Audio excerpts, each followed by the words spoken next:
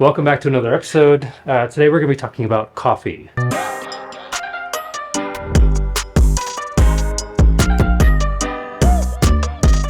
Coffee is an important part of what we do, especially with the camping and overlanding. We know what we like, we know what we don't like, a bunch of different ways to make coffee. So when Stoke Voltaics reached out about their kettle pot, we got a little curious.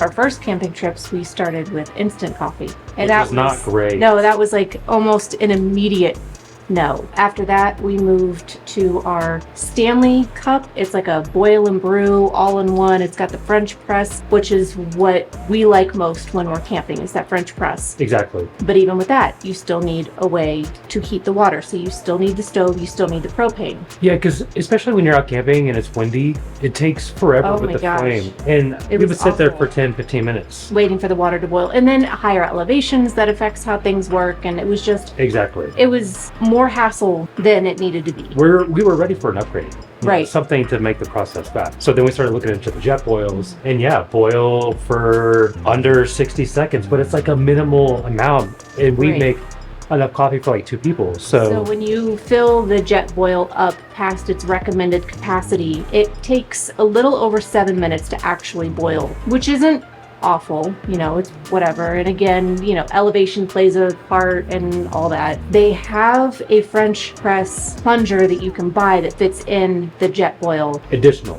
Yes, you pay an extra $20 some odd for this thing, and it has rubber around the edge of it, and when you depress the plunger, sometimes it gets a little wobbly, and I would say 100% of the time we ended up with coffee grounds in our coffee. Which is not what you want with the French press. Right, the idea is to hold the grounds at the bottom, so they don't end up in your cup. So when they reached out to us, Stoke Voltaics, we were kind of initially like, I don't know, this is like, you have to plug it in. But we decided to give it a try, and we're glad that we did because the unit itself is very good quality. It's sturdy for sure. I honestly was surprised. It's actually thicker than the Jetboil. Yeah. It's more durable. Feels like. Yeah. The French press feature itself is solid. It's amazing. It's a true French press mesh that comes up on the sides, and it's beautiful, and it's everything that it's supposed to be, and it kept every coffee ground out of our coffee.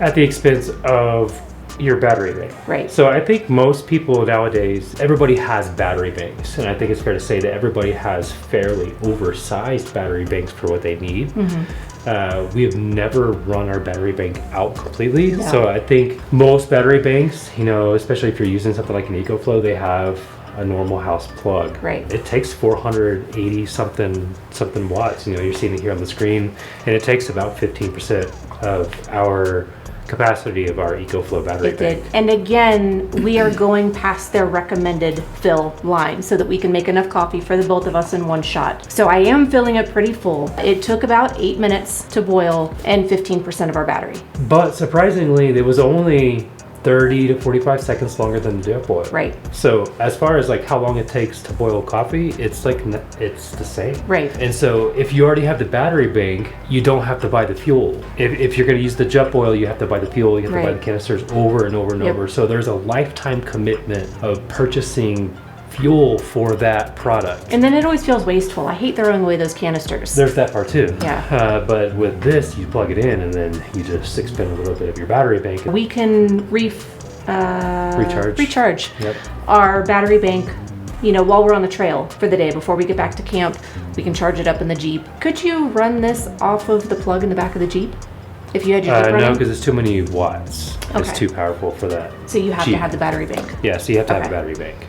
Because it pulls 485 watts, so you have to have something, at least one of the EcoFlow, like the River Pro that we have, that is powerful enough to run it. So something like 700 watt. You know, I think it's a trade-off. Everything has pros and cons, but... Also, if we're going to talk about the cons, this is one. This is for the French press, and it does not pack. Oh yeah, this nicely. doesn't screw in half like the Jetboil. It comes apart in the middle, so you can package it down.